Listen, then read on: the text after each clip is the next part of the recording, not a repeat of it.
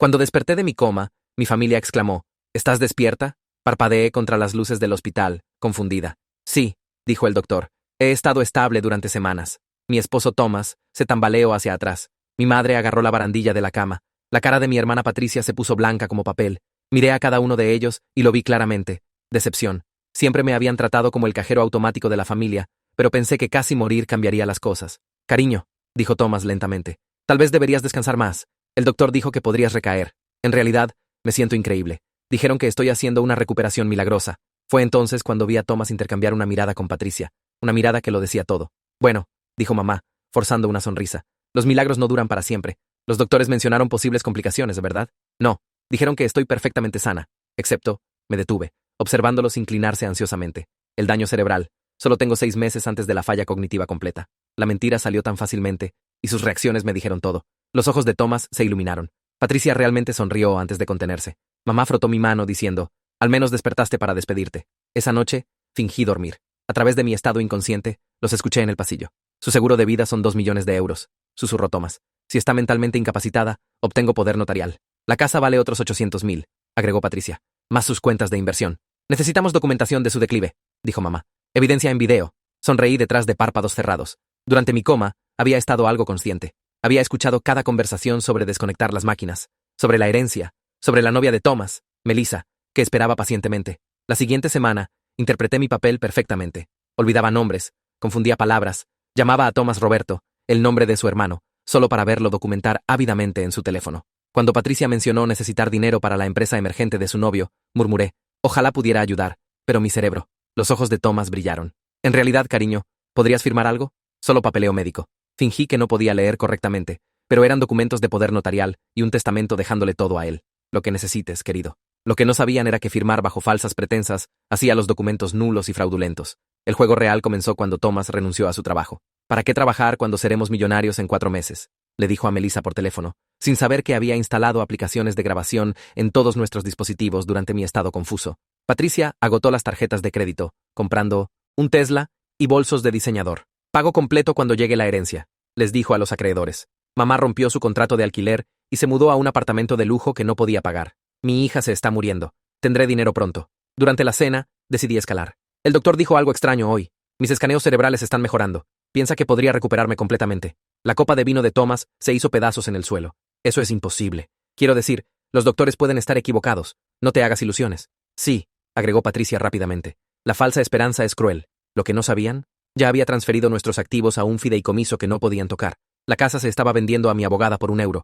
El beneficiario del seguro de vida había sido cambiado a una organización benéfica. Cada día que pensaban que estaba en tratamiento, estaba asegurando evidencia con mi abogada. Thomas comenzó a traerme batidos especiales. Para tu salud, decía, observándome beber. Sabían mal, amargo. Fingía beber y luego los tiraba. El residuo dio positivo para mercurio. Literalmente me estaban envenenando. Una noche, escuché a Thomas en el teléfono con alguien. Necesitamos otros 50.000. Se habrá ido en máximo 2 meses. ¿Entienden qué pasa si no pagan? La voz era claramente un prestamista usurero. El seguro paga pronto. Su cerebro se está deteriorando rápidamente. Habían pedido prestado a criminales contra mi vida. El domingo por la mañana, convoqué una reunión familiar. Los doctores quieren discutir opciones de hospicio. Prácticamente lo celebraron. Thomas ya estaba enviando mensajes a Melissa sobre lugares de boda, pero cuando llegaron a la sala de conferencias del hospital, no eran doctores esperando. Eran agentes del FBI, mi abogada y la novia de Thomas, Melissa, que había estado trabajando con la policía después de que Thomas intentara envenenarla también cuando amenazó con exponerlo. La puerta de la sala de conferencias se abrió, y el rostro de Thomas cambió de expectativa ansiosa a total confusión. Había estado revisando su teléfono en el pasillo, probablemente enviando mensajes a Melissa sobre qué funeraria usar, y ahora se quedó congelado en el umbral, mirando a un hombre en traje oscuro que definitivamente no era un doctor de hospicio. Regina se empujó para pasar y entrar a la habitación, y se detuvo tan rápido que su bolsa se balanceó hacia adelante y golpeó el marco de la puerta. Patricia entró de última, y su boca realmente se abrió cuando vio a las otras 3 personas en trajes paradas cerca de la ventana. Observé a los 3 procesar lo que estaban viendo. Observé sus rostros pasar por confusión a preocupación, a algo que se veía mucho como pánico. El hombre del traje oscuro se adelantó, y 2 oficiales uniformados se movieron para bloquear las salidas. La mano de Thomas se movió hacia su bolsillo donde estaba su teléfono, y uno de los agentes lo interceptó suavemente, tomando el teléfono antes de que Thomas pudiera siquiera reaccionar. Vi el segundo exacto en que Thomas entendió lo que estaba pasando, porque todo el color se desvaneció de su rostro y sus ojos se abrieron. Cada mensaje de texto que había enviado sobre mi salud en declive, cada llamada que había hecho a Melissa sobre planes de boda, cada conversación con ese prestamista usurero sobre necesitar más dinero antes de que muriera. Todo estaba en ese teléfono, y ahora estaba en la mano de un agente del FBI. El hombre del traje sacó una placa y la sostuvo para que todos la vieran. Se presentó como el agente especial Víctor Kramer y señaló a los otros agentes en la habitación, recitando sus nombres y posiciones tan rápido que apenas los capté. Los oficiales uniformados se posicionaron en ambas salidas y observé los ojos de Patricia moverse entre ellos como si ya estuviera planeando una ruta de escape. La voz de Víctor era calmada y profesional, mientras explicaba que esta no era una consulta médica. Era una investigación federal, y los tres necesitaban quedarse exactamente donde estaban. La mano de Thomas siguió moviéndose hacia su bolsillo vacío, como si no pudiera creer completamente que su teléfono se había ido. Sus dedos se movían y se curvaban, y podía verlo tratando de recordar qué mensajes había enviado recientemente, qué evidencia estaba en su historial de textos, esperando destruirlo. Alice se levantó de donde había estado sentada en la esquina y caminó hacia adelante cargando una carpeta manila gruesa. Había sido mi abogada durante 6 meses ahora, desde que desperté por primera vez y escuché a mi familia conspirando en el pasillo, y había pasado todo ese tiempo construyendo un caso tan completo que ningún abogado defensor podría encontrar una grieta en él. Puso la carpeta en la mesa e hizo un ruido sordo pesado que pareció hacer eco en la habitación repentinamente silenciosa. Melissa estaba sentada en la esquina opuesta, luciendo aterrorizada, pero determinada. Sus manos estaban apretadas tan fuerte en su regazo que sus nudillos se habían puesto blancos. Pero hice contacto visual con ella, y algo pasó entre nosotras. Un entendimiento de que ambas habíamos confiado en el mismo hombre, y él había tratado de matarnos a ambas cuando nos volvimos inconvenientes. Ella lo había amado, y yo me había casado con él, y ninguna de esas cosas lo había detenido de mezclar mercurio en batidos y vernos beberlos. Víctor abrió la carpeta y sacó una pila de extractos bancarios. Comenzó a leerle a Thomas sus derechos en esa misma voz calmada y profesional, mientras extendía los extractos sobre la mesa. Podía ver los números desde donde estaba sentada. Podía ver las secciones resaltadas mostrando los intentos de Thomas de transferir dinero de nuestras cuentas conjuntas a cuentas solo con su nombre. El rostro de mi esposo pasó por unas 5 expresiones diferentes en 10 segundos. Primero vino la negación, su boca abriéndose como si fuera a afirmar que todo esto era un error. Luego vino la ira, su mandíbula apretándose y sus manos formando puños. Finalmente, su rostro se asentó en algo calculador y frío, y prácticamente podía ver las ruedas girando mientras trataba de averiguar qué mentiras podrían aún funcionar. Aún pensaba que podía salirse de esto hablando, porque eso era lo que Thomas hacía. Hablaba y encantaba y convencía a la gente de creer cualquier historia que estuviera vendiendo. Regina comenzó a llorar antes de que Víctor siquiera se dirigiera a ella. Grandes lágrimas dramáticas rodando por sus mejillas mientras agarraba su bolso y afirmaba que no sabía nada sobre nada de esto. Era solo una madre preocupada por su hija moribunda. Nunca había discutido dinero, o seguros, o herencia. Víctor la dejó terminar toda su actuación antes de sacar un dispositivo de grabación y presionar reproducir. La voz de Regina llenó la habitación cristalina mientras hablaba con un ajustador de seguros sobre mi póliza de seguro de vida. Estaba preguntando sobre plazos de pago y si la incompetencia mental afectaría el reclamo y qué tan rápido se podría transferir el dinero una vez que muriera. Sus lágrimas falsas se secaron muy rápido cuando escuchó su propia voz confesando conspiración. Trató de agarrar la grabadora, pero un agente se interpuso entre ella y Víctor y tropezó hacia atrás en una silla. Patricia huyó. Realmente logró dar 3 pasos hacia la puerta antes de que un oficial la agarrara del brazo y la trajera de vuelta. También estaba llorando ahora.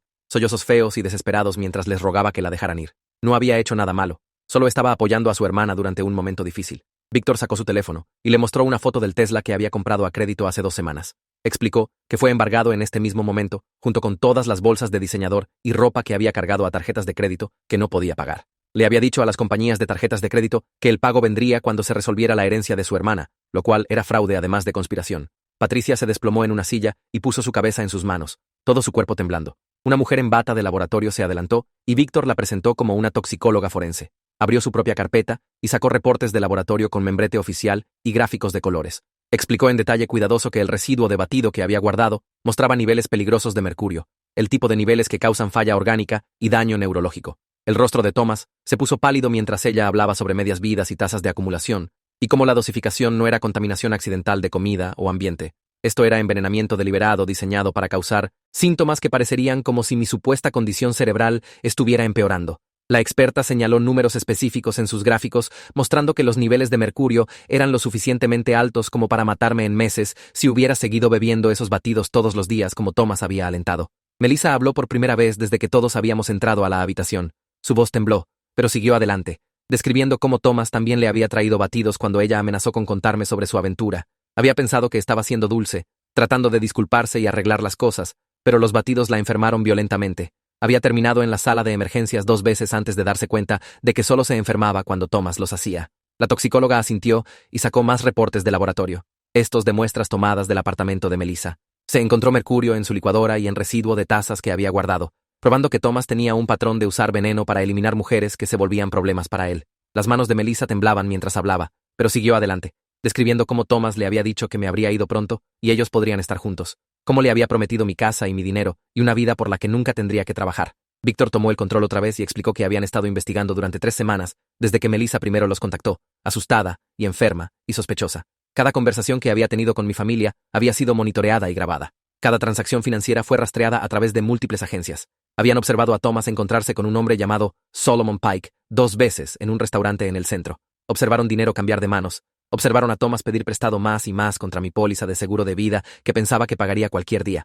Equipos de agentes habían seguido a los 3, documentando sus gastos y sus planes, y su completa certeza de que estaría muerta en semanas. El nombre Solomon Pike hizo que Thomas jadease en voz alta. Su expresión calculadora finalmente se agrietó en algo que parecía miedo real, porque los prestamistas usureros realmente no aprecian la atención del FBI a sus operaciones comerciales. Víctor explicó que habían arrestado a Pike hace 3 días por cargos separados relacionados con préstamos ilegales y extorsión. Pike había sido muy cooperativo sobre la deuda de Thomas, sobre las amenazas que había hecho cuando Thomas no podía pagar, sobre las promesas de Thomas de que el dinero del seguro venía pronto. Pike también tenía grabaciones, conversaciones donde Thomas discutía mi salud deteriorándose y su cronograma para mi muerte. El prestamista usurero había querido seguridad de que le pagarían, así que documentó todo, y ahora todas esas grabaciones eran evidencia en un caso federal contra todos en esta habitación. Alice se adelantó con una carpeta lo suficientemente gruesa como para ser una guía telefónica y la dejó caer en la mesa entre nosotros y mi familia. El sonido hizo que Regina saltara. Alice abrió la carpeta y sacó el primer documento, un formulario de poder notarial con mi firma en la parte inferior, excepto que la firma se veía temblorosa y mal porque la había firmado mientras fingía estar confundida. La sostuvo para que todos pudieran verla y explicó que firmar documentos legales bajo falsas pretensas los hace completamente nulos. Dijo la palabra fraude muy clara y lentamente, como si quisiera asegurarse de que todos entendieran lo que habían hecho. El rostro de Thomas se puso aún más pálido que antes.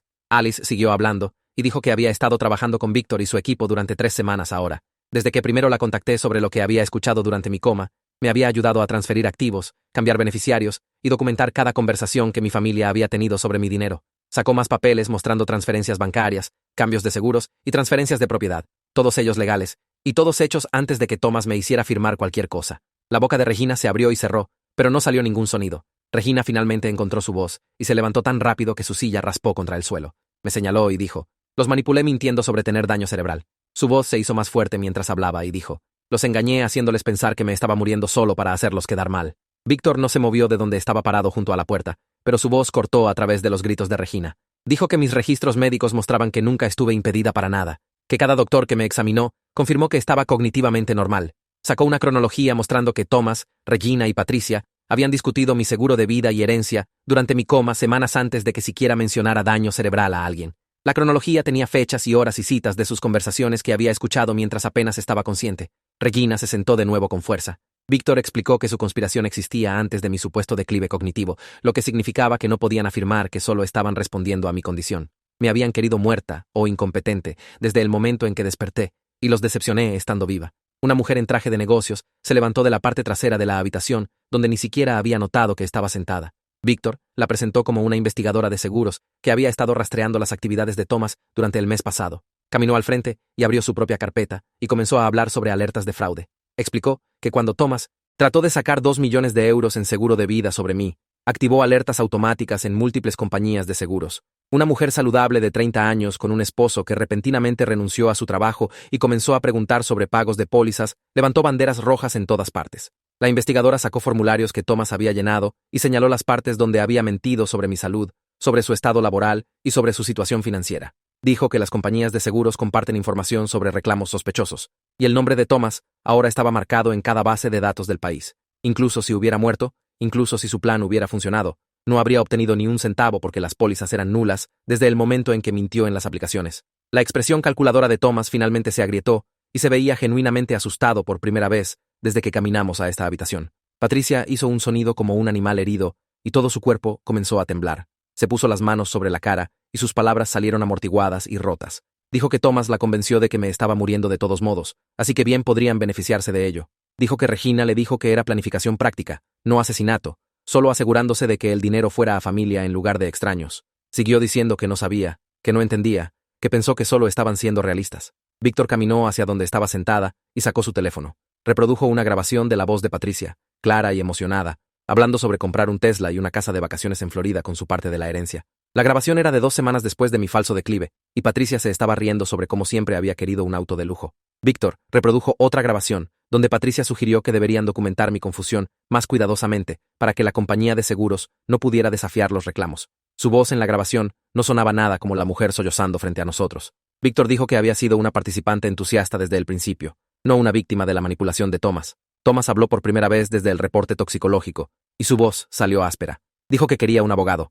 Víctor realmente sonrió un poco, y asintió como si Thomas finalmente hubiera hecho algo inteligente. Víctor dijo que era absolutamente su derecho, y que definitivamente debería conseguir el mejor abogado que pudiera pagar, lo que no sería muy bueno ya que Thomas estaba en quiebra y en deuda con un prestamista usurero. Víctor comenzó a listar cargos, y su voz se mantuvo calmada y profesional, mientras destruía las vidas de mi familia. Conspiración para cometer asesinato, intento de asesinato, fraude electrónico, fraude postal, robo de identidad, falsificación, presentación de reclamos de seguros falsos. Cada cargo venía con una sentencia potencial, y Víctor los sumó mientras avanzaba. Thomas estaba mirando décadas en prisión. Regina y Patricia también estaban mirando tiempo serio, incluso si cooperaban. Víctor explicó que los 3 estaban siendo arrestados ahora mismo, y los oficiales ya estaban afuera esperando para llevarlos bajo custodia. Dijo que cada uno tendría abogados separados y celdas de detención separadas para prevenir que coordinaran sus historias. 2 oficiales uniformados entraron por la puerta, y Regina me miró directamente por primera vez desde que habíamos entrado a esta habitación. Sus ojos no estaban tristes o arrepentidos o asustados, estaban furiosos. Me miró con ira pura como si hubiera hecho algo malo al no morir a tiempo. Su boca se torció en algo feo, y podía verla pensando en todas las formas en que quería lastimarme por ser más inteligente que ella. En ese momento, entendí algo que había estado tratando de no ver toda mi vida. Mi madre genuinamente creía que merecía mi dinero más de lo que yo merecía mi vida. Pensaba que sus deseos eran más importantes que mi existencia. No era una persona desesperada que hizo una elección terrible. Era alguien que había mirado a su hija y calculado mi valor en euros, y me encontró más valiosa muerta que viva. El oficial tocó su brazo para guiarla hacia arriba, y ella se alejó de él bruscamente, pero se paró. Siguió mirándome, y yo le devolví la mirada y no aparté la vista hasta que la giraron hacia la puerta. Los sacaron de uno en uno para que no pudieran hablar entre ellos o planear su defensa juntos. Thomas se fue primero, y había vuelto a quedar completamente silencioso, de vuelta a esa mirada calculadora como si ya estuviera trabajando en estrategias legales y acuerdos de culpabilidad. No me miró a mí, ni a Melissa, ni a nadie más. Solo caminó entre los oficiales con la cabeza en alto como si fuera a una reunión de negocios en lugar de la cárcel. Regina se fue después y comenzó a hablar en el segundo en que la llevaron a la puerta. Su voz regresó a la habitación mientras amenazaba con demandarme por entrapamiento y encarcelamiento falso y cualquier otro término legal que hubiera recogido de programas de televisión. Dijo que su abogado me destruiría en la corte y probaría que había manipulado a todos. El oficial la guió hacia afuera, pero su voz siguió haciendo eco por el pasillo. Patricia se fue de última y estaba llorando tan fuerte que apenas podía caminar. Siguió diciendo que su vida estaba arruinada una y otra vez entre sollozos. Un oficial prácticamente tuvo que sostenerla mientras se movían hacia la puerta. Me miró una vez, y su rostro estaba cubierto de lágrimas y maquillaje, y no se parecía nada a mi hermana. La puerta se cerró detrás de ellos, y la habitación de repente se sintió enorme y vacía. Ahora solo éramos yo, Alice, Melissa y Víctor. Mis manos comenzaron a temblar, y no podía hacer que se detuvieran. La adrenalina que me había mantenido calmada y enfocada durante la confrontación se desvaneció de una vez, y todo mi cuerpo se sintió débil. Alice se dio cuenta de inmediato y puso su mano en mi brazo y me guió a una de las sillas. Mis piernas cedieron mientras me sentaba y me di cuenta de que había estado parada rígida por más de 1 hora. Víctor consiguió botellas de agua de algún lugar y me entregó una a mí y una a Melissa. El plástico frío se sintió real y sólido en mis manos temblorosas. Traté de abrirla, pero mis dedos no funcionaban bien, y Alice la tomó de mí y la abrió y me la devolvió. Bebí, y el agua estaba fría bajando, y me ayudó a recordar cómo respirar normalmente. Víctor se sentó frente a mí, y su voz era más gentil ahora que cuando había estado leyendo cargos.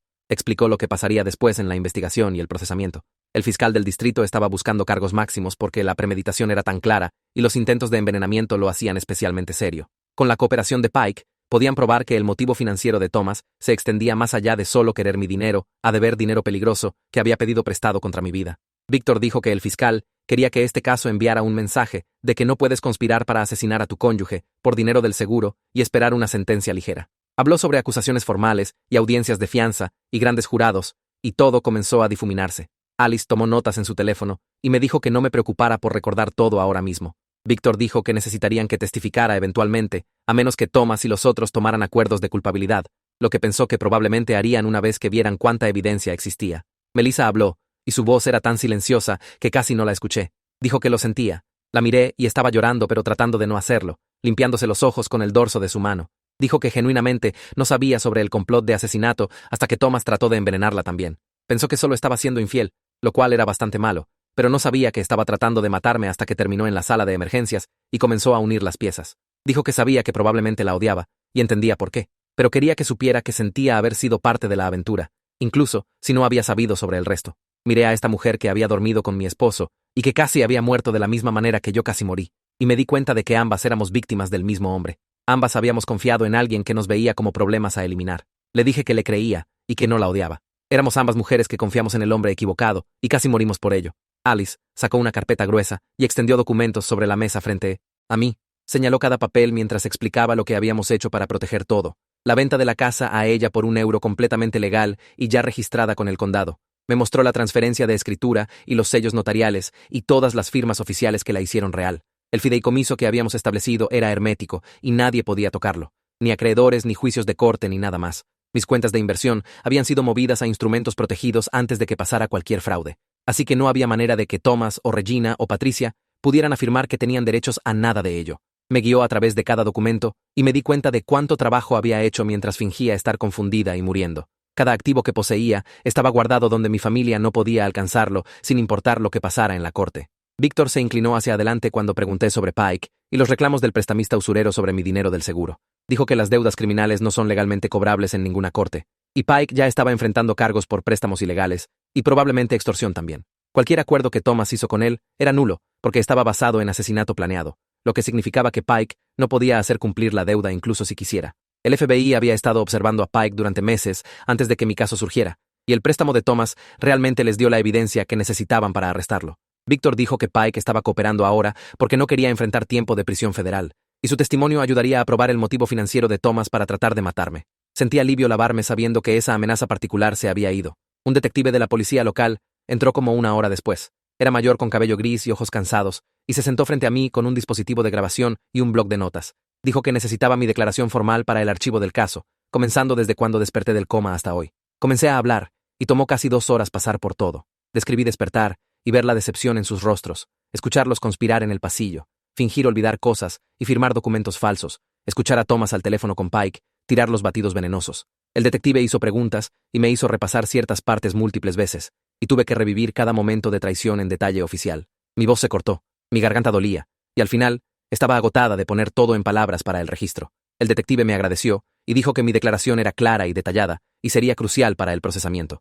Víctor mencionó que necesitarían que testificara en el juicio a menos que Thomas y los otros tomaran acuerdos de culpabilidad. Alice inmediatamente intervino y comenzó a hablar sobre preparación de testigos.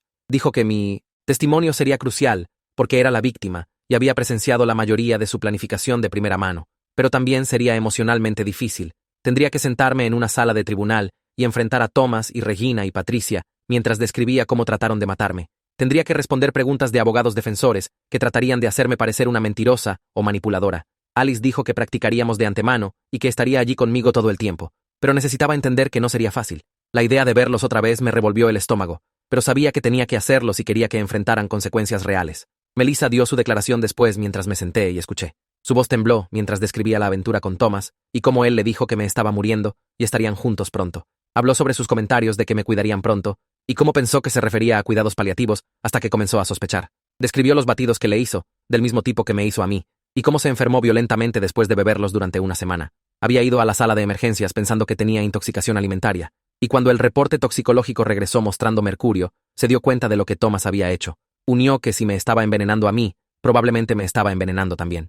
Y ahí fue cuando fue a la policía. Su testimonio se alineó perfectamente con el mío, y probó que Thomas tenía un patrón de envenenar mujeres que se volvían problemas para él. El detective asintió mientras hablaba y tomó notas sobre conciencia de culpa y comportamiento criminal repetido. Para la noche, dijeron que podía irme. Víctor y el detective tenían todo lo que necesitaban por ahora, y Alice había manejado todo el papeleo legal. Pero cuando me levanté para irme, me di cuenta de que no tenía a dónde ir. La casa estaba en limbo legal debido a la venta a Alice, e incluso si pudiera regresar allí, no podía soportar la idea de dormir en la cama que había compartido con Thomas. Cada habitación me recordaría a él, viéndome beber batidos envenenados y documentando mi falso declive mental en su teléfono. Me quedé parada en la sala de conferencias, sintiéndome perdida, y Alice debe haberlo visto en mi rostro porque inmediatamente ofreció su habitación de huéspedes. Dijo que podía quedarme tanto tiempo como necesitara mientras descubríamos vivienda permanente. Melissa preguntó si podíamos mantenernos en contacto, no exactamente como amigas, sino como personas que entendían lo que habíamos sobrevivido. Le di mi nuevo número de teléfono y lo puso en sus contactos. Y había algo triste, pero también reconfortante, sobre tener esta conexión con alguien que había pasado por la misma pesadilla.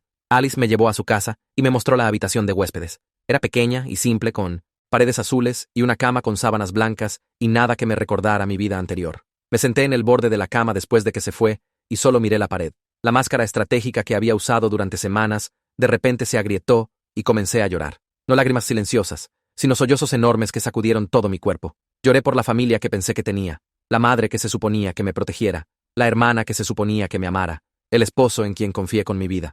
Lloré por los años que había pasado siendo su cajero automático y pensando que eso era normal. Lloré por la mujer que había sido antes del coma, que era lo suficientemente ingenua como para pensar que casi morir los haría preocuparse por mí. Lloré hasta que mi garganta estaba en carne viva y mis ojos estaban hinchados y no podía llorar más. Alice tocó suavemente y entró sin esperar una respuesta. Se sentó en la cama junto a mí y no dijo nada por un rato. Luego me dijo que había visto suficientes casos para saber que la justicia no cura la traición. Solo detiene a las personas que te traicionaron de hacer más daño. A veces eso tiene que ser suficiente porque no puedes deshacer lo que hicieron o convertirlos en personas diferentes. Solo puedes protegerte y seguir adelante y construir algo nuevo. Dijo que no era justo y no era lo que merecía, pero era la realidad.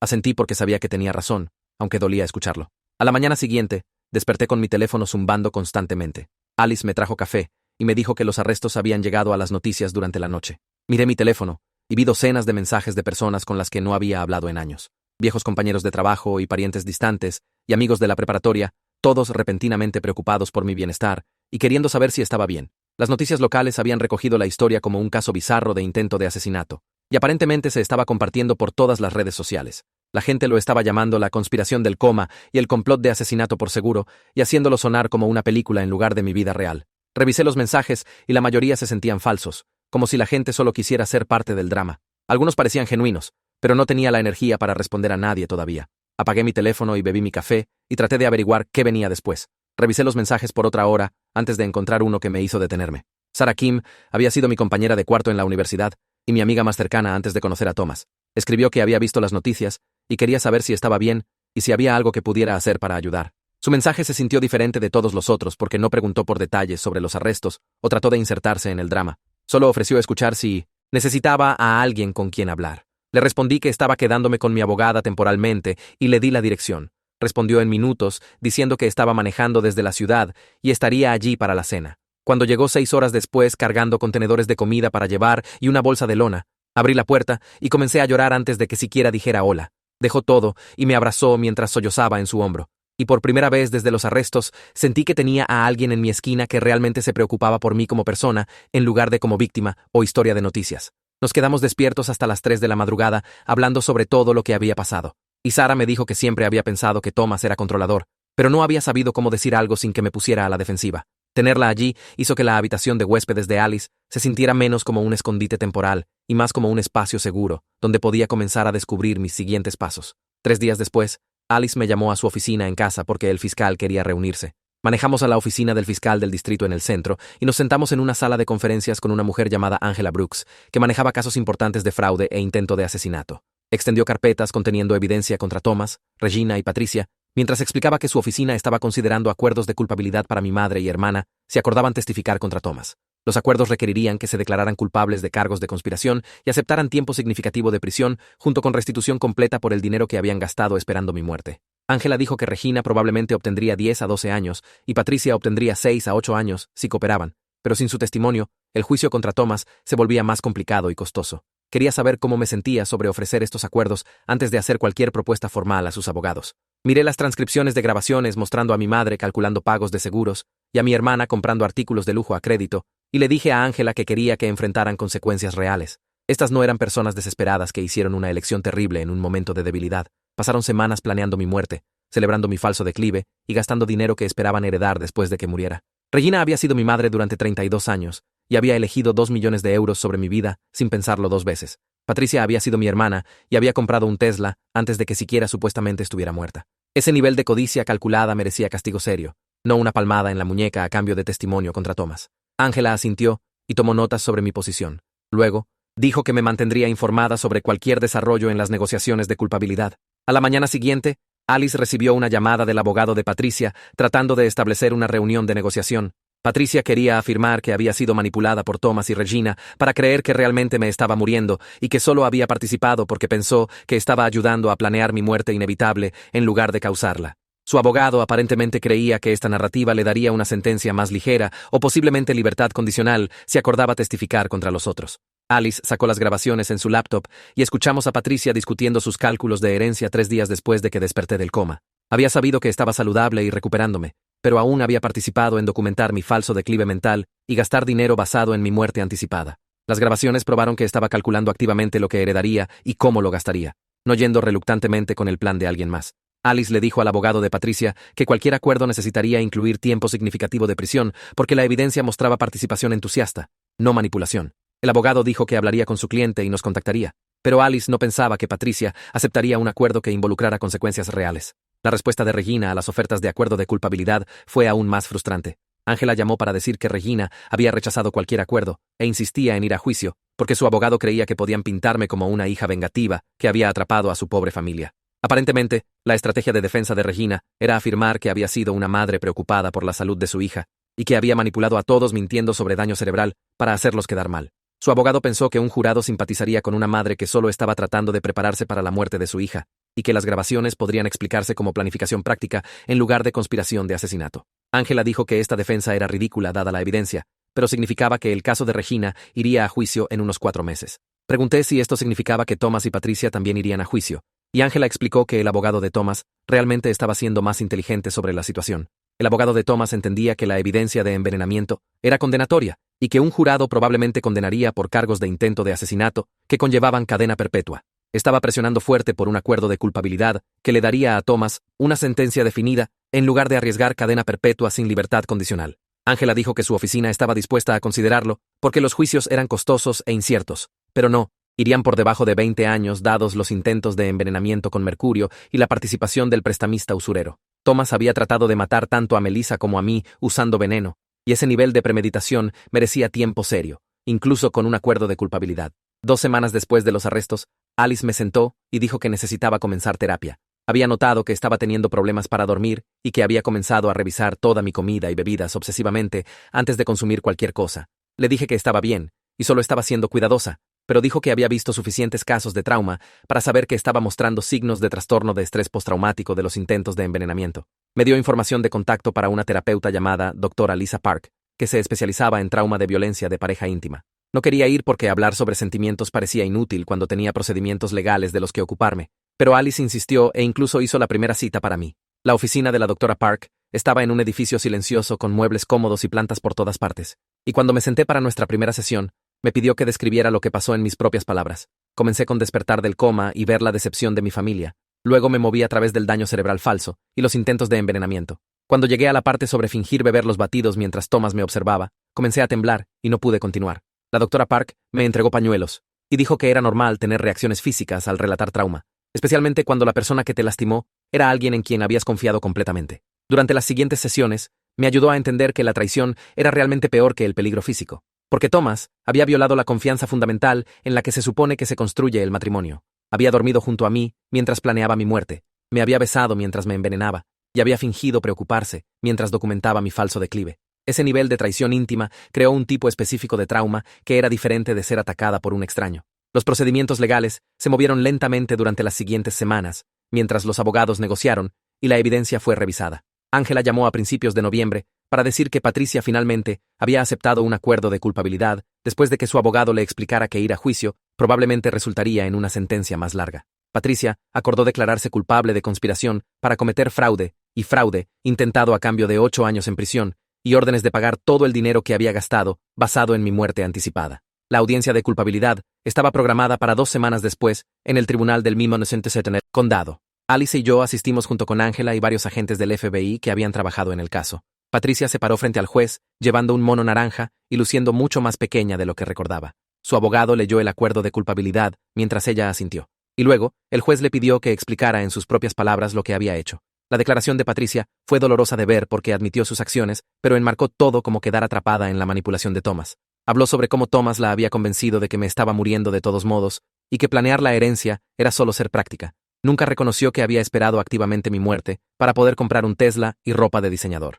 Nunca mencionó las grabaciones donde calculó su parte de mis activos o las facturas de tarjetas de crédito que había acumulado, esperando pagarlas con dinero de herencia. Se presentó como una hermana menor ingenua que había sido descarriada por su malvado cuñado. y me hizo querer levantarme y reproducir las grabaciones allí mismo en la corte. El juez claramente no estaba comprando la narrativa de víctima de Patricia, porque su respuesta fue aguda y directa. Dijo que Patricia era una adulta educada, con un título universitario y una carrera profesional, que había hecho elecciones calculadas para participar en una conspiración para defraudar a su hermana. Las grabaciones probaron que había sabido que estaba saludable y recuperándome, pero había elegido participar de todos modos, porque quería dinero para compras de lujo. El juez enfatizó que ser influenciada por alguien más no excusaba sus acciones, especialmente cuando había participado entusiastamente y gastado dinero antes de que siquiera supuestamente estuviera muerta. La sentencia de 8 años reflejó que era una participante dispuesta que había hecho elecciones deliberadas, no una víctima inocente de manipulación. Patricia comenzó a llorar cuando el juez pronunció la sentencia, pero no sentí nada excepto alivio de que enfrentaría consecuencias reales por lo que había hecho. El abogado de Regina presentó la citación para mis registros médicos 2 semanas después de la sentencia de Patricia. Alice llamó para contarme sobre ello y explicó que la defensa estaba tratando de construir una narrativa donde mi familia tenía preocupaciones legítimas sobre mi salud.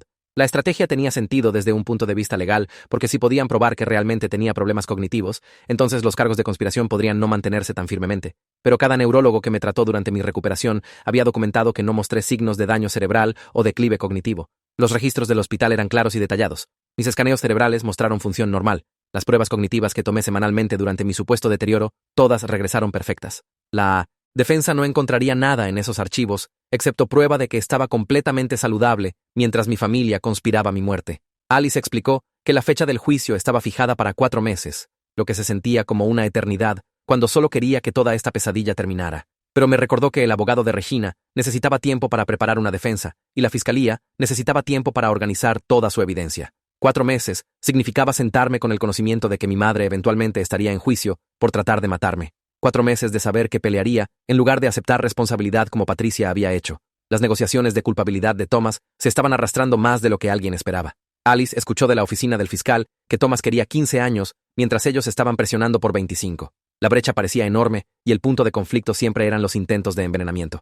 El abogado de Thomas siguió argumentando que nunca tuvo la intención de matar a nadie, solo enfermarme lo suficiente como para firmar documentos mientras era vulnerable. La afirmación era absurda porque el envenenamiento por mercurio no solo hace a alguien temporalmente enfermo. El fiscal trajo expertos médicos que explicaron que las dosis que Thomas usó podrían haber causado daño orgánico permanente, falla renal, problemas neurológicos que durarían el resto de mi vida. La defensa de Thomas de que solo estaba tratando de hacerme complaciente se desplomó cuando los doctores testificaron sobre lo que el mercurio realmente le hace al cuerpo humano. Angela llamó a finales de enero para decirme que Melissa estaría testificando en una audiencia preliminar sobre su propio envenenamiento. La audiencia estaba programada para la siguiente semana en el Tribunal del Condado. Pregunté si debería asistir, y Angela dijo que no era necesario, pero era bienvenida a venir si quería apoyar a Melissa. Decidí ir porque Melissa había ayudado a salvar mi vida cooperando con el FBI, y ver su testimonio se sintió como lo mínimo que podía hacer.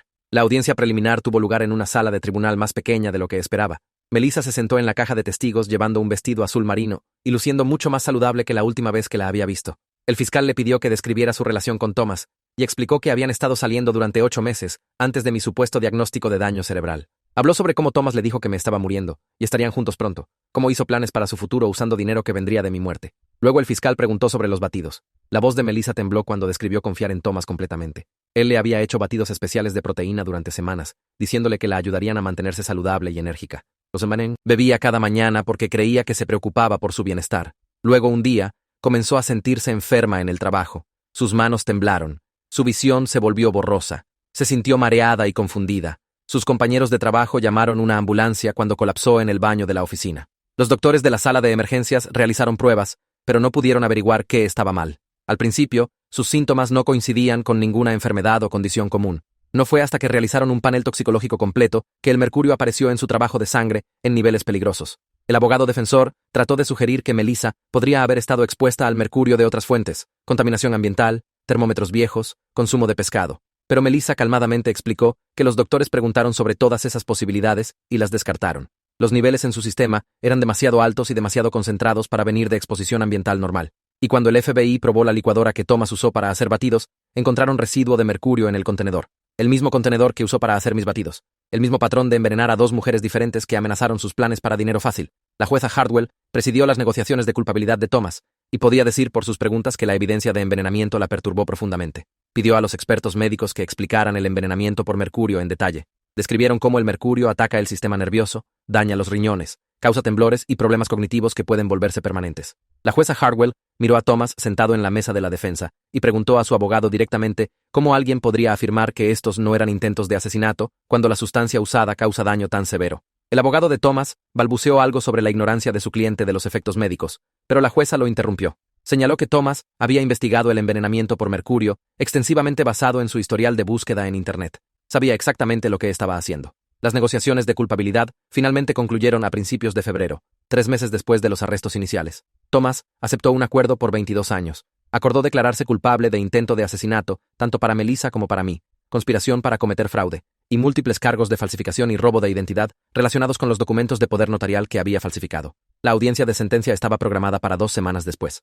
Alice preguntó si quería dar una declaración de impacto de víctima en la sentencia. Dije que sí, inmediatamente, porque Thomas necesitaba escuchar directamente de mí lo que había hecho. Pasé una semana escribiendo y reescribiendo mi declaración, tratando de encontrar palabras que capturaran el horror específico de despertar de un coma para descubrir que tu esposo deseaba que hubieras muerto. Ángela me ayudó a practicar leerla en voz alta sin quebrarme. La audiencia de sentencia llenó una sala de tribunal más grande. Thomas se sentó en la mesa de la defensa en un mono naranja, luciendo más pequeño de lo que recordaba. Su abogado se sentó junto a él, barajando papeles. El fiscal se sentó al otro lado del pasillo con archivos apilados frente a ella. Me senté en la primera fila con Alice a un lado y Ángela al otro. La jueza Hardwell entró y todos se levantaron. El fiscal presentó el resumen del caso primero, caminando a través de la cronología de eventos desde mi coma hasta los arrestos. Enfatizó la planificación y premeditación, las múltiples víctimas, el uso de veneno como arma. Luego me llamó para dar mi declaración de impacto de víctima. Caminé al podio con piernas temblorosas y miré a la jueza en lugar de a Thomas. Describí despertar de mi coma y ver decepción en los rostros de mi familia. Hablé sobre fingir tener daño cerebral y ver a mi esposo documentar mi falso declive con emoción ansiosa. Expliqué cómo me trajo batidos todos los días, me vio beberlos, me besó buenas noches mientras el mercurio en mi sistema se acumulaba a niveles peligrosos. Describí la traición específica de ser envenenada por alguien que prometió amarme y protegerme, alguien que durmió junto a mí y planeó mi funeral y envió mensajes a su novia sobre lugares de boda mientras supuestamente me estaba muriendo. Mi voz se quebró cuando hablé sobre el miedo que vino después de los arrestos del FBI. El conocimiento de que Thomas había estado tratando activamente de matarme creó un tipo diferente de trauma que descubrir que quería que muriera. Había tomado acción. Había puesto veneno en mi comida. Me había visto beberlo. El hombre en quien más confiaba en el mundo había tratado de asesinarme lentamente mientras fingía preocuparse por mí. Cuando terminé, la jueza Hardwell me agradeció y preguntó si Thomas quería hacer una declaración. Su abogado asintió y Thomas se levantó. Lo que salió de su boca fue la no disculpa más exasperante que jamás había escuchado. Thomas habló sobre cometer errores bajo presión financiera. Dijo que nunca tuvo la intención de lastimar a nadie y que las cosas simplemente se salieron de control. Afirmó que me amaba y nunca quiso que sufriera. Dijo que el envenenamiento solo estaba destinado a enfermarme lo suficiente como para firmar documentos, no a matarme. Habló sobre sentir el dolor que causó, pero nunca realmente dijo que sentía haber tratado de asesinarme. Cada palabra fue cuidadosamente elaborada para minimizar lo que había hecho, mientras técnicamente admitía culpa. Su abogado claramente lo había entrenado sobre qué decir para parecer arrepentido sin realmente tomar responsabilidad. El rostro de la jueza Hardwell se endureció mientras Thomas hablaba. Cuando terminó, lo miró por un largo momento antes de responder. Dijo que la declaración de Thomas probó que aún no entendía la gravedad de sus crímenes. Enfatizó que no había solo robado dinero o cometido fraude.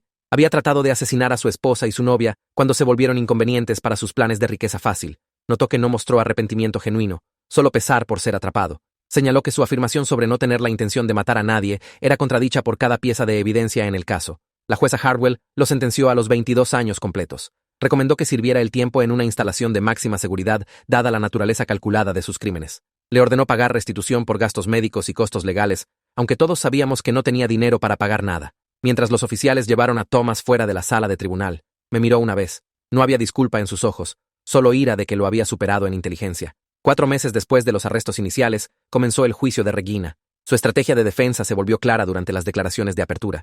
Su abogado la pintó como una madre preocupada por la salud en declive de su hija. Afirmó que cualquier discusión sobre herencia era solo planificación práctica para mi cuidado después de que me volviera incompetente. Sugirió que el gasto de Regina no estaba relacionado con mi situación y que siempre había vivido más allá de sus medios. La narrativa trató de separar sus decisiones financieras de los cargos de conspiración. La fiscalía destruyó la estrategia dentro de la primera hora de testimonio. Reprodujeron grabaciones de Regina discutiendo mis pagos de seguro de vida con Patricia antes de que siquiera mencionara daño cerebral. El audio era cristalino. La voz de Regina calculando cuánto dinero heredaría. Su emoción sobre la casa valiendo 800,000. Sus planes de comprar un condominio de lujo y un auto nuevo. Las grabaciones probaron que había estado planeando beneficiarse de mi muerte antes de que le diera cualquier razón para pensar que realmente me estaba muriendo. El fiscal reprodujo más grabaciones mostrando a Regina, calculando cantidades de herencia, semanas antes de que mencionara cualquier daño cerebral. Su voz llegó a través de los altavoces de la sala de tribunal, discutiendo cómo gastaría el dinero del seguro, qué tipo de condominio compraría, si debería comprar un auto nuevo o ahorrar ese dinero para viajes. Los sellos de tiempo probaron todo. Había estado planeando su futuro financiero basado en mi muerte antes de que le diera una razón para pensar que me estaba muriendo. Su abogado trató de argumentar que las madres naturalmente se preocupan por el futuro de sus hijos y hacen planes prácticos. El fiscal derribó eso rápido. Señaló que las madres normales no calculan pagos de herencia mientras sus hijas están en comas. Las madres normales no discuten desconectar el enchufe para acelerar reclamos de seguros. Las madres normales no gastan dinero que no tienen basado en que sus hijos mueran pronto. Cuando fue mi turno de testificar, caminé al estrado de testigos sabiendo que Regina me miraría todo el tiempo. El fiscal me pidió que describiera el historial de nuestra relación. Comencé con mis primeros recuerdos de ser la cuenta bancaria de la familia. Regina llamaría pidiendo dinero para cubrir su alquiler, su pago de auto, sus facturas de tarjetas de crédito. Siempre tenía alguna crisis que solo yo podía resolver con mi talonario de cheques. Cuando conseguí mi primer trabajo real después de la universidad, me dijo que le debía por criarme. Cuando me casé, esperaba que pagara toda la boda porque podía pagarla. Cuando compré mi casa, se mudó a un apartamento más costoso y me dijo que debería cubrir la diferencia ya que me estaba yendo tan bien. Cada cumpleaños, cada día festivo, cada martes aleatorio, necesitaba dinero para algo, y se lo daba porque era mi madre, y pensé que eso era lo que hacía la familia. El fiscal preguntó sobre apoyo emocional. Expliqué que Regina nunca preguntó cómo me estaba yendo, a menos que necesitara algo primero. Cuando me promovieron en el trabajo, quería saber cuánto era mi aumento para poder calcular qué podía permitirme darle. Cuando tuve un susto de salud antes del coma, pasó la visita al hospital hablando sobre sus propios problemas. Cuando traté de establecer límites sobre dinero, lloraría sobre ser abandonada por su hija desagradecida. El patrón era claro, y había estado pasando durante años. Era el cajero automático, no la hija. Luego el fiscal preguntó sobre despertar del coma. Describí abrir mis ojos y ver decepción en el rostro de Regina. No alivio de que sobreviviera, no alegría de que estuviera despierta, solo este destello de decepción antes de que se diera cuenta y forzara una sonrisa. Le conté al jurado sobre escucharla en el pasillo esa primera noche, discutiendo mi seguro de vida con Patricia como si estuvieran planeando un viaje de compras. Expliqué cómo Regina inmediatamente comenzó a hablar sobre mi supuesto declive cognitivo, alentando a los doctores a documentar problemas que no existían, presionando por declaraciones de incompetencia que le darían a Thomas poder notarial. El fiscal mostró al jurado los registros de gastos de Regina. Había roto su contrato de arrendamiento y se mudó a un apartamento de lujo que no podía pagar 2 semanas después de que mencioné daño cerebral. Le dijo a su arrendador que su hija se estaba muriendo y tendría dinero pronto. Compró muebles costosos a crédito con entrega programada para 6 meses después, justo cuando esperaba que estuviera muerta o completamente incompetente. Hizo depósitos en un auto nuevo y un crucero, ambos programados para después de mi supuesta falla cognitiva. Cada compra estaba cronometrada con mi muerte esperada. El abogado de Regina se levantó para contrainterrogatorio. Trató de hacerme parecer vengativa y manipuladora. Preguntó por qué mentí sobre daño cerebral si no estaba tratando de atrapar a mi familia. Sugirió que era una hija cruel que disfrutaba ver a su madre sufrir. Implicó que fabriqué evidencia y manipulé grabaciones para incriminar a personas inocentes que solo estaban preocupadas por mi salud. Su estrategia era obvia, hacer que el jurado pensara que yo era la villana, no Regina. Me mantuve calmada y expliqué exactamente por qué comencé a grabar. Le dije al jurado que había estado algo consciente durante mi coma. Escuché a Regina, Patricia y Thomas discutiendo si desconectarme. Escuché calcular pagos de seguros y cantidades de herencia. Los escuché hablar sobre cuánto tiempo deberían esperar antes de terminar mi soporte vital para que no pareciera sospechoso. Cuando desperté y vi su decepción, supe que necesitaba prueba de lo que estaban planeando. Solo comencé a grabar después de escucharlos discutir activamente mi asesinato por dinero. Eso no era atrapamiento. Eso era defensa propia. El abogado trató otro ángulo. Preguntó por qué no los confronté o los corté. ¿Por qué fingí tener daño cerebral en lugar de ser honesta? Expliqué que necesitaba evidencia que se sostuviera en la corte. Si solo los acusaba, habrían negado todo. Pero dándoles lo que querían, fingiendo declinar mentalmente, logré que documentaran sus propios crímenes. Grabaron videos de mi supuesta confusión. Discutieron sus planes en llamadas telefónicas. Gastaron dinero que no tenían basado en mi muerte anticipada. Cada acción que tomaron probó su intención de defraudar compañías de seguros y robar mis activos. El último intento del abogado fue preguntar si sentía alguna culpa sobre destruir a mi familia. Miré a Regina mientras respondía. Dije, no destruí a mi familia. Se destruyeron cuando eligieron dinero sobre mi vida. No hice que Regina discutiera desconectar mi enchufe. No hice que rompiera su contrato de arrendamiento por un apartamento que no podía pagar. No hice que calculara pagos de seguros mientras estaba en coma. Ella hizo esas elecciones. Cometió esos crímenes. Todo lo que hice fue sobrevivir y recoger evidencia de lo que planeaba hacerme. El jurado se fue a deliberar después de los argumentos finales. Pasaron 6 horas mientras me senté en el pasillo con Alice. Mis manos temblaron todo el tiempo. Siguió pensando en lo que pasaría si no me creían. ¿Y si pensaban que realmente era vengativa? ¿Y si Regina salía libre? Alice siguió recordándome que la evidencia era abrumadora. Las grabaciones, los registros financieros, los reportes toxicológicos, todo apuntaba a conspiración y fraude intentado. Pero no podía relajarme hasta escuchar el veredicto. Cuando el jurado regresó, observé cada rostro tratando de leer su decisión. Las 4 mujeres se levantaron y anunciaron culpable en todos los cargos. Conspiración para cometer asesinato. Fraude intentado. Conspiración para cometer fraude. El rostro de Regina se puso blanco y luego rojo. Comenzó a sacudir la cabeza como si pudiera rechazar el veredicto. Su abogado puso su mano en su brazo, pero ella se lo quitó. El juez agradeció al jurado y fijó una audiencia de sentencia para 2 semanas después. La audiencia de sentencia de Regina estaba programada para un martes por la mañana. Llegué temprano y me senté en la primera fila con Alice. Regina fue traída llevando un mono naranja, su cabello plano y su rostro pálido. Se veía más pequeña de alguna manera, como si estar en la cárcel la hubiera encogido. El juez entró y todos se levantaron. Cuando nos sentamos de nuevo, Regina miró directamente hacia adelante, sin mirarme para nada. El fiscal presentó su recomendación de sentencia primero. Pidió el máximo de 15 años basado en la completa falta de arrepentimiento de Regina y la severidad de sus crímenes. Señaló que no había mostrado culpa durante el juicio, ningún reconocimiento de maldad, ninguna disculpa a su hija. Enfatizó que como mi madre, Regina tenía un deber especial de cuidado que violó de la manera más fundamental posible. Había planeado activamente mi muerte para ganancia financiera que merecía castigo serio. El abogado de Regina argumentó por clemencia. Afirmó que Regina era una mujer que hizo malas elecciones bajo estrés financiero. Dijo que nunca realmente trató de matarme, solo planeó beneficiarse si moría naturalmente de mi supuesta condición. Sugirió que una sentencia más corta de 5 a 7 años sería apropiada dada su edad y falta de antecedentes penales. La pintó como una mujer desesperada que quedó atrapada en circunstancias más allá de su control. El juez preguntó si Regina quería hacer una declaración. Regina se levantó lentamente, miró al juez y dijo que sentía cualquier dolor que causó, pero luego se volvió hacia mí y su rostro cambió. Dijo que destruía a la familia al negarme a ayudar cuando necesitaban dinero. Afirmó que siempre había sido egoísta y fría. Dijo que los atrapé fingiendo estar enferma y luego los castigué por preocuparse por mi futuro. Su voz se hizo más fuerte mientras hablaba. Dijo que había arruinado su vida, y la vida de Patricia, y la vida de Thomas por dinero que ni siquiera necesitaba. Dijo que debería estar avergonzada de mí misma por poner a mi propia madre en prisión. El rostro del juez se endureció mientras Regina hablaba. Cuando Regina finalmente se sentó, el juez la miró por un largo momento. Luego dijo que la declaración de Regina probó que aún no entendía la gravedad de sus crímenes o aceptaba responsabilidad por sus acciones. El juez notó que Regina no mostró arrepentimiento genuino, solo ira por ser atrapada y castigada. Enfatizó que Regina no había solo hecho malas elecciones financieras, había conspirado para asesinar a su hija y defraudar compañías de seguros. Había celebrado el supuesto declive de su hija y gastado dinero que no tenía basado en la muerte anticipada de su hija. El juez sentenció a Regina a 12 años en prisión. Recomendó que Regina sirviera el tiempo en una instalación de seguridad media y ordenó que pagara restitución por costos legales y el dinero que había gastado fraudulentamente. Mientras el juez terminaba de hablar, Regina me gritó a través de la sala de tribunal. Gritó que había destruido a la familia y me arrepentiría de esto. Dijo que era una hija desagradecida, que merecía morir sola. Los oficiales de seguridad se movieron hacia ella, pero siguió gritando sobre lo terrible persona que era. Tuvieron que físicamente sacarla de la sala de tribunal, mientras aún estaba gritando sobre qué persona tan terrible era. Me senté allí viendo la seguridad arrastrar a mi madre, y no sentí nada más que alivio.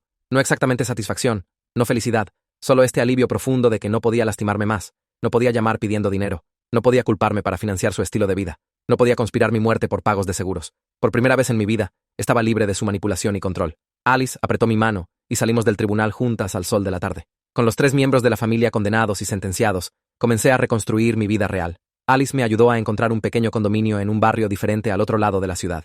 2 habitaciones, cocina actualizada, pequeño balcón con vista al parque. No recuerdos de Thomas o Regina o Patricia. No fantasmas en las esquinas, solo espacio limpio que era completamente mío. Pasamos un fin de semana comprando muebles y compré todo nuevo. Sofá nuevo, cama nueva, platos nuevos, todo nuevo. No quería nada de mi vida anterior en este nuevo espacio. Las compañías de seguros terminaron sus investigaciones alrededor de un mes después de la sentencia de Regina. Confirmaron que no habría pagos a nadie involucrado en la conspiración. Thomas no obtendría dinero del seguro de vida. Regina no obtendría herencia. Patricia no obtendría su parte de los activos. Todo se quedó conmigo o fue a la organización benéfica que designé como beneficiaria durante mi falso declive. Los investigadores de seguros también marcaron a los 3 en bases de datos de la industria. Nunca podrían sacar pólizas sobre nadie más o ser nombrados como beneficiarios sin activar alertas de fraude. Sus nombres estaban permanentemente marcados en el sistema. Mi teléfono sonó una noche mientras estaba desempacando cajas en el nuevo condominio. Número desconocido, pero respondí de todos modos. Una voz de mujer preguntó si era la hija de Regina. Dije que sí, cuidadosamente. Se presentó como la hermana de mi padre, mi tía. Dijo que había visto cobertura de noticias del juicio y quería contactarme. Casi colgué porque no sabía que tenía una tía, pero siguió hablando. Explicó que Regina había cortado toda la familia de mi padre después de que murió. Se había negado a dejarlos verme, devolvía sus cartas, bloqueó sus llamadas. Me había aislado completamente de su lado de la familia. Hablamos durante 2 horas esa primera llamada. Mi tía me contó historias sobre mi padre que nunca había escuchado, cómo se preocupaba por el materialismo de Regina y su enfoque en el dinero sobre todo lo demás, cómo había insistido en establecer mi herencia en un fideicomiso que Regina no podía tocar, lo cual siempre había resentido. cómo había querido que conociera a su familia, pero Regina lo hizo imposible después de su muerte. Mi tía dijo que había tratado durante años de contactarme, pero Regina bloqueó cada intento. Casi se había dado por vencida hasta que vio la cobertura del juicio y se dio cuenta de que finalmente podría estar libre del control de Regina. Mi tía me invitó a cenar en su casa el siguiente fin de semana. Manejé a su barrio, sintiéndome nerviosa sobre conocer familia que nunca supe que existía. Pero cuando abrió la puerta, vi los ojos de mi padre mirándome de vuelta. El mismo color verde, las mismas arrugas en las esquinas. Me abrazó y comencé a llorar allí mismo en su porche. Me llevó adentro donde su esposo y 2 hijos estaban esperando. Mis primos. Tenía primos que nunca había conocido. Durante la cena, mi tía compartió más historias sobre mi padre. Dijo que estaría orgulloso de cómo me protegí. Siempre se había preocupado de que Regina tratara de controlarme a través de dinero y culpa. Por eso estableció el fideicomiso de la manera que lo hizo, con provisiones que mantuvieron a Regina de acceder a nada. Había visto sus tácticas de manipulación y quería asegurarme de que tuviera independencia. Mi tía dijo que solía decirle que era fuerte e inteligente y que lo descubriría eventualmente. Había creído en mí incluso cuando Regina estaba tratando de hacerme dudar de mí misma. 6 meses después de la confrontación en la sala de conferencias del hospital, comencé un nuevo trabajo en la administración del hospital. La posición se enfocaba en defensa de pacientes y protocolos de comunicación familiar. Después de todo lo que había pasado, trabajar en cuidado de salud se sintió significativo. Quería ayudar a mejorar sistemas que protegieran a pacientes vulnerables de miembros de familia que podrían no tener sus mejores intereses en mente. Quería asegurarme de que otras personas en comas tuvieran defensores cuidándolos. Mi experiencia me dio perspectiva que la mayoría de los administradores no tenían. Me reuní con Melissa para café unas 3 semanas después de que las audiencias de sentencia terminaran. Envió un mensaje preguntando si quería hablar y pensé que bien podríamos, ya que ambas habíamos sobrevivido a la misma persona tratando de matarnos. El café que eligió era territorio neutral, no en ningún lugar donde Thomas nos hubiera llevado a cualquiera de nosotras. Se veía diferente sin el estrés de testificar colgando sobre ella, más joven de alguna manera, y ordenó un café regular en lugar de algo elegante. Nos sentamos afuera porque ninguna de nosotras quería sentirse atrapada en un espacio pequeño. Me agradeció por no odiarla, lo cual se sintió extraño porque no tenía energía para odiar a nadie, excepto las personas que realmente trataron de asesinarme. Explicó que genuinamente creía a Thomas cuando dijo que su matrimonio había terminado, que estaba enferma y solo estaba esperando el momento correcto para irse. Le dije que entendía porque los depredadores son buenos en hacer que creas sus mentiras. Hablamos sobre los batidos, qué tan similar había sido su enfoque con ambas, y había algo casi clínico sobre comparar notas sobre nuestros propios intentos de asesinato. Dijo que su terapeuta le dijo que tenía un patrón de confiar en los hombres equivocados, y dije que mi terapeuta me dijo que tenía un patrón de ignorar banderas rojas cuando la gente me mostraba quiénes realmente eran. No nos volvimos amigas exactamente, pero intercambiamos números y acordamos revisar ocasionalmente. Hay valor en conocer a alguien que entiende la traición específica de confiar en alguien que estaba planeando activamente tu muerte mientras fingía amarte. Pagó por ambos cafés, aunque ofrecí. Y cuando nos abrazamos para despedirnos, se sintió como cerrar un capítulo en el que ninguna de nosotras quería ser parte, pero no podía fingir que no había pasado. Mi mejor amiga de la universidad me llamó unos 2 meses después de que terminaran los juicios. Había recibido una oferta de trabajo en mi ciudad y quería saber si pensaba que debería tomarla. Le dije que sí, antes de que siquiera terminara de explicar la posición, porque necesitaba a alguien en mi vida que me conociera antes de Thomas, antes del coma, antes de que todo se convirtiera en un drama criminal. Se mudó 3 semanas después y la ayudé a desempacar cajas en su nuevo apartamento. Tenerla cerca se sintió como encontrar tierra sólida, después de meses de sentirme como si estuviera flotando a través de mi propia vida. Comenzamos a cenar cada jueves. Nada elegante, solo cocinar en su lugar o el mío, y hablar sobre cosas normales como estrés del trabajo, y citas malas, y si éramos demasiado viejas para aún ver televisión de realidad. Nunca me trató como si fuera frágil o rota. Nunca hizo preguntas cuidadosas sobre el juicio o mi familia. Solo se presentó y me hizo reír sobre cosas estúpidas, y me recordó que solía ser divertida también antes de que todo pasara. Una noche hizo pasta y bebimos demasiado vino, y lloré sobre extrañar a mi papá. No a Regina, o Thomas, o Patricia, sino a mi papá real, que murió cuando tenía 12 años, y nunca llegó a verme convertirme en alguien que podía protegerse. Sostuvo mi mano y dijo que estaría orgulloso de mí por sobrevivir a personas que se suponía que me amaran, pero no lo hicieron. Me ayudó a aprender a confiar en la gente otra vez, sin asumir que todos querían algo de mí. Cuando me volví paranoica sobre sus motivos para mudarse aquí, me mostró su oferta de trabajo y contrato de arrendamiento y extractos bancarios sin que siquiera preguntara. Y luego me dijo gentilmente que no todos estaban llevando la cuenta de lo que valía. Me presentó a sus amigos del trabajo y me incluyó en cenas de grupo. Y lentamente comencé a sentirme como una persona que tenía una vida social en lugar de alguien cuya familia entera trató de asesinarla. Nunca me hizo sentir como un caso de caridad o una víctima de trauma, solo como su amiga a quien había extrañado y estaba contenta de tener cerca otra vez. La terapia se volvió parte de mi rutina semanal, como comprar comestibles o hacer lavandería. Mi terapeuta se especializaba en trauma de traición familiar, lo cual ni siquiera sabía que era una especialidad hasta que Alice me la recomendó. Las primeras sesiones, solo lloré y no pude formar oraciones completas sobre lo que pasó. No me apuró, o trató de hacerme procesar más rápido de lo que podía manejar. Me ayudó a entender que estaba llorando múltiples pérdidas a la vez. No solo la familia que tenía, sino la familia que siempre había esperado que pudieran llegar a ser. Había pasado años pensando que tal vez Regina eventualmente me vería como algo más que un cajero automático. Tal vez Patricia dejaría de tratar nuestra relación como una transacción. Tal vez Thomas realmente me amaba bajo toda la manipulación financiera. Mi terapeuta dijo que era normal llorar la familia fantástica que había querido mientras aceptaba la realidad de quienes realmente eran. Explicó que el duelo no sigue una cronología ordenada, que algunos días estaría enojada y algunos días solo me sentiría vacía, y algunos días me preguntaría si había hecho algo para hacerlos odiarme lo suficiente como para querer que muriera. Me ayudó a trabajar la culpa que sentía sobre prepararles una trampa, aunque se habían preparado una trampa a sí mismos tratando realmente de matarme. Siguió pensando que tal vez debería haber simplemente divorciado a Thomas, silenciosamente, y alejarme de Regina y Patricia, sin exponer todo. Mi terapeuta preguntó si pensaba que habrían dejado de tratar de conseguir mi dinero si simplemente hubiera desaparecido, y me di cuenta de que habrían encontrado otra manera de sangrarme o algo peor. Me enseñó que protegerme no era lo mismo que lastimarlos, que se habían lastimado eligiendo la codicia sobre la decencia humana básica. Hablamos mucho sobre mi padre, sobre cómo había establecido protecciones financieras porque sabía que no se podía confiar en Regina. Mi terapeuta me ayudó a ver que me había dado herramientas para sobrevivir incluso después de que se fuera, que usar esas herramientas no me hacía manipuladora o cruel. Dijo que la diferencia entre mi familia y yo era que solo había actuado para proteger mi vida mientras habían actuado para terminarla. Algunas sesiones fueron más difíciles que otras, especialmente cuando discutimos confianza y relaciones, y si alguna vez podría dejar que alguien se acercara otra vez, sin esperar que mostraran sus verdaderos motivos. Conocí a alguien en el trabajo unos 4 meses después de que todo se calmara. Trabajaba en las finanzas del hospital, y seguimos encontrándonos en la cafetería durante los descansos de almuerzo. Comenzó a sentarse en mi mesa y hablaríamos sobre cosas normales como planes de fin de semana y si el café del hospital estaba empeorando o si solo nos estábamos cansando más. No le conté sobre mi historia al principio porque quería ver si le gustaría, sin saber que era la mujer de las noticias cuya familia trató de asesinarla. Fuimos a tomar café unas veces, luego a cenar, y siguió esperando que me pidiera dinero o comenzara a calcular mi valor.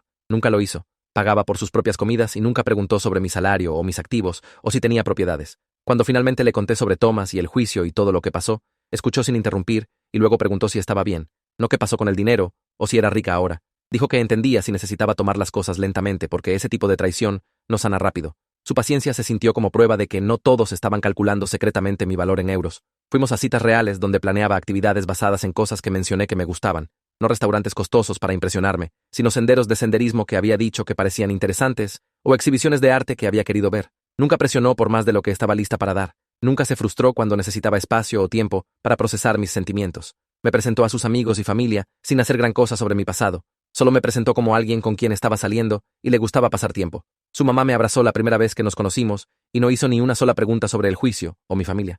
Siguió probándolo de maneras pequeñas, mencionando cosas costosas que no podía pagar para ver si ofrecería pagar, hablando sobre estrés financiero para ver si preguntaría sobre mis cuentas. Nunca tomó la carnada. Solo me trató como una persona que le importaba, no como un recurso a explotar o un problema a resolver. A los 6 meses, finalmente comencé a creer que realmente podría gustarle por mí, que no todos estaban llevando un recuento de lo que podrían obtener de mí. Las consecuencias financieras tomaron unos 6 meses para establecerse completamente en algo estable. Alice había establecido el fideicomiso perfectamente, protegiendo todo de acreedores y juicios legales y los intentos de mi familia de afirmar que merecían compensación. La casa se vendió a ella por €1 como se planeó. Luego la vendió a valor de mercado y puso las ganancias en el fideicomiso donde nadie podía tocarlas. Mi cuenta de inversión se mantuvo protegida. Mis fondos de jubilación permanecieron intactos, y el dinero del seguro de vida fue a la organización benéfica que designé como beneficiaria.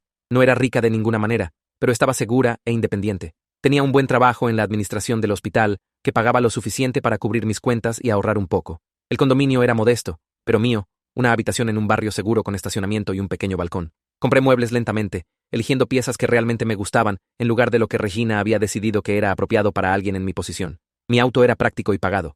Mis tarjetas de crédito tenían saldos bajos que podía manejar, y tenía un fondo de emergencia que me hacía sentir segura. Alice revisaba mis finanzas trimestralmente, para asegurarme de que todo permaneciera protegido y bien manejado. Se había vuelto más que solo mi abogada, más como una consejera financiera que realmente se preocupaba si estaba bien. El fideicomiso estaba estructurado para que pudiera acceder a ingresos de las inversiones sin tocar el principal, dándome seguridad sin hacerme sentir atrapada por dinero que no podía usar. Doné a la organización benéfica que recibió el pago del seguro de vida destinado a Thomas, apoyando su trabajo con sobrevivientes de violencia doméstica. Cada mes transfería una pequeña cantidad a ahorros, construyendo algo para mí que nadie más había reclamado.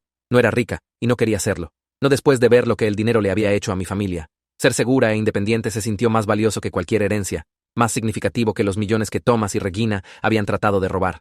Podía pagar mis cuentas, comprar comestibles, salir con amigos ocasionalmente, y dormir por las noches sabiendo que nadie estaba conspirando para quitármelo todo. Un año después de que todo terminó, recibí una carta de Patricia pidiendo una visita en prisión. Casi la tiré sin leerla, pero algo me hizo abrirla. Dijo que había estado trabajando con un terapeuta adentro y quería una oportunidad de hablar conmigo cara a cara.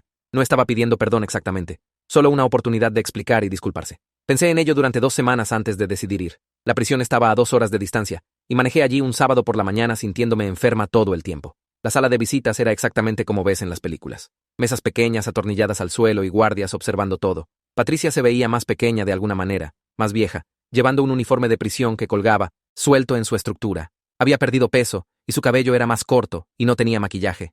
Lloró cuando me vio, lo cual no había esperado. Me agradeció por venir, y dijo que entendía si la odiaba. Le dije honestamente que no la perdonaba, y no tendríamos una relación cuando fuera liberada, pero no le deseaba mal. Asintió como si hubiera esperado esa respuesta, y dijo que era justo. Explicó que había estado trabajando con su terapeuta en entender cómo justificó esperar que su hermana muriera por dinero, cómo se había convencido de que estaba bien, porque tenía más de lo que necesitaba de todos modos. Dijo que la terapeuta la estaba ayudando a ver que siempre había estado celosa de mí, que Regina nos había enfrentado una contra la otra desde que éramos niñas. Escuché pero no ofrecí consuelo o absolución. Preguntó sobre mi vida y mantuve mis respuestas vagas, no queriendo darle detalles que pudiera usar u obsesionarse. Dijo que estaba genuinamente contenta de que sobreviviera y construyera una nueva vida, que esperaba que algún día pudiera pensar en ella sin solo recordar la peor cosa que había hecho. Le dije que eso podría tomar mucho tiempo, o podría nunca pasar, y dijo que entendía. La visita duró 30 minutos, y se sintió como horas. Cuando me fui, me sentí más ligera de alguna manera, como si hubiera cerrado una puerta que no me había dado cuenta de que aún estaba abierta. Nunca visité a Regina o Thomas y no tenía planes de cambiar eso. Regina envió cartas que devolví sin abrir cada vez, ni siquiera molestándome en leer sus excusas o justificaciones. Su escritura en los sobres era la misma de siempre, cuidadosa y precisa, y verla me dolía el estómago. Las tiré en una caja en mi armario sin abrirlas porque no necesitaba su versión de los eventos o sus intentos de reescribir la historia. El abogado de Thomas me contactó una vez preguntando si estaría dispuesta a reunirme con Thomas para que pudiera disculparse. Le dije al abogado que no, y le pedí que no me contactara otra vez sobre Thomas por ninguna razón. Alice envió una carta formal dejando claro que cualquier intento adicional de contacto sería considerado acoso. Bloqueé el número de teléfono de la prisión de Regina después de que trató de llamar 2 veces. Bloqueé direcciones de correo electrónico que sospechaba que eran suyas cuando mensajes comenzaron a llegar con líneas de asuntos sobre familia y perdón. Mi terapeuta dijo que era saludable mantener límites con personas que trataron de matarme, que no les debía perdón, o cierre, o cualquier otra cosa. Algunas relaciones no pueden repararse, y eso está bien. No me sentí culpable por cortarlas completamente porque ya me habían cortado de la manera más final posible, cuando decidieron que valía más muerta que viva. Mi tía del lado de mi padre preguntó una vez si quería escribir a Regina, ya que aún era mi madre. Y expliqué que Regina dejó de ser mi madre en el 1900 momento en que discutió desconectar mi enchufe para acelerar pagos de herencia. Mi tía entendió y nunca lo volvió a mencionar. Me enfoqué en construir relaciones con personas que realmente se preocupaban por mí, en lugar de desperdiciar energía en personas que habían probado que no lo hacían. Thomas y Regina podían pasar su tiempo en prisión como quisieran, pero lo pasarían sin que yo participara en su rehabilitación, o su culpa, o su necesidad de mi perdón para sentirse mejor sobre sí mismos. Mi relación con el chico del trabajo se desarrolló lentamente en algo genuino y saludable. Salimos durante 1 año, tomando nuestro tiempo, construyendo confianza a través de consistencia y honestidad. Nunca me presionó para moverme más rápido de lo que me sentía cómoda. Nunca se frustró cuando necesitaba seguridad o espacio. Conoció a mi tía y mi mejor amiga de la universidad, y ambas aprobaron, lo que me importó más de lo que había esperado. Conocía toda mi historia, y respetó que necesitaba tiempo para creer que no estaba calculando secretamente mi valor. Me propuso matrimonio después de 1 año de citas. Nada elegante, solo cena en casa, y un anillo que había estado ahorrando meses para comprar. Dije que sí, porque había aprendido la diferencia entre alguien que te ama y alguien que te ve como un recurso a explotar. Lloró cuando dije que sí, lágrimas reales, y me dijo que había estado nervioso de que dijera que no porque había sido lastimada tan mal antes. Lloré también, porque genuinamente creía que nunca confiaría en alguien lo suficiente como para casarme otra vez. Hablamos sobre acuerdos prenupciales abierta y honestamente, e insistí en uno, no porque no confiara en él, sino porque necesitaba la seguridad de saber que mis activos estaban protegidos. Acordó inmediatamente, y dijo que entendía completamente que protegerme no era lo mismo que no confiar en él. Alice redactó el acuerdo prenupcial, y él lo leyó cuidadosamente, y lo firmó sin quejas o negociaciones. Sus padres estaban emocionados sobre el compromiso, y nunca preguntaron sobre mi situación financiera, o lo que estaba trayendo al matrimonio. Su mamá me abrazó y dijo que estaba contenta de que su hijo encontrara a alguien que lo hiciera feliz. Planear la boda se convirtió en algo que realmente esperaba en lugar de temer. Planear una boda se sintió completamente diferente esta vez. Fue pequeña e íntima con personas que realmente se preocupaban por mí.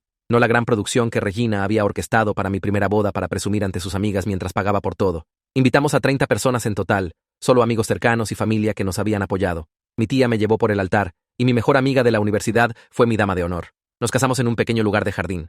Nada elegante, solo flores y luces de cadena y sillas plegables. Usé un vestido simple que elegí yo misma, no el vestido de diseñador costoso que Regina había insistido para mi boda con Thomas. Escribimos nuestros propios votos, y lloré durante los míos, porque realmente me estaba casando con alguien que me veía como una persona en lugar de una cuenta bancaria. Sus votos prometieron apoyar mi independencia y respetar mis límites, y nunca hacerme sentir que le debía algo. Servimos barbacoa en lugar de una cena formal, y pusimos música que realmente nos gustaba, en lugar de lo que era tradicional. Melissa envió una tarjeta deseándome felicidad, y aprecié que entendiera que no era parte de mi nueva vida, pero genuinamente quería cosas buenas para mí. Mi terapeuta vino a la boda y me abrazó, y dijo que estaba orgullosa de lo lejos que había llegado. Alice dio un brindis sobre verme sobrevivir la peor traición posible y construir algo hermoso de los restos.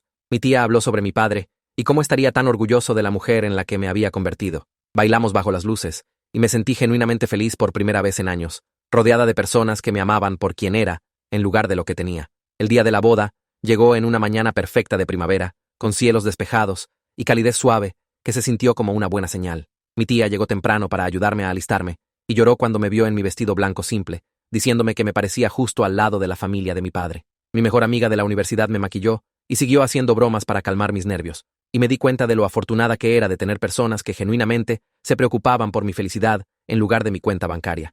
Manejamos al pequeño lugar de jardín juntas, y no sentí nada de la sensación de temor que había experimentado antes de mi primera boda, cuando Regina había controlado cada detalle y se quejó sobre costos que estaba pagando. Mi tía me llevó por el pasillo corto entre filas de sillas plegables, llenas de 30 personas que realmente querían estar allí, y el rostro de mi prometido cuando me vio fue todo lo que necesitaba saber sobre tomar la decisión correcta. Mi mejor amiga de la universidad se paró junto a mí como dama de honor, sosteniendo mi ramo y secándose los ojos con un pañuelo, y la atrapé sonriéndome durante los votos. La ceremonia fue corta y personal con palabras que escribimos nosotros mismos en lugar de guiones tradicionales, y cuando nos besamos como esposo y esposa, todos vitorearon como si lo sintieran. En la recepción, encontré una tarjeta en la mesa de regalos de Melissa, deseándome felicidad y diciendo que estaba contenta de que encontrara a alguien que me mereciera. Y aprecié que entendiera que nuestra conexión era sobre sobrevivir a Thomas juntas, no construir una amistad, pero aún quería cosas buenas para mí.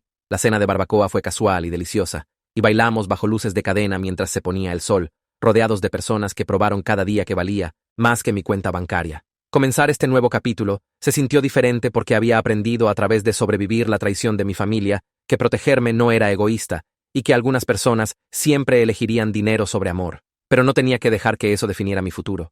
Estaba construyendo una vida con personas que me veían como una persona en lugar de un recurso, y eso se sintió como el mejor resultado posible después de todo lo que había pasado.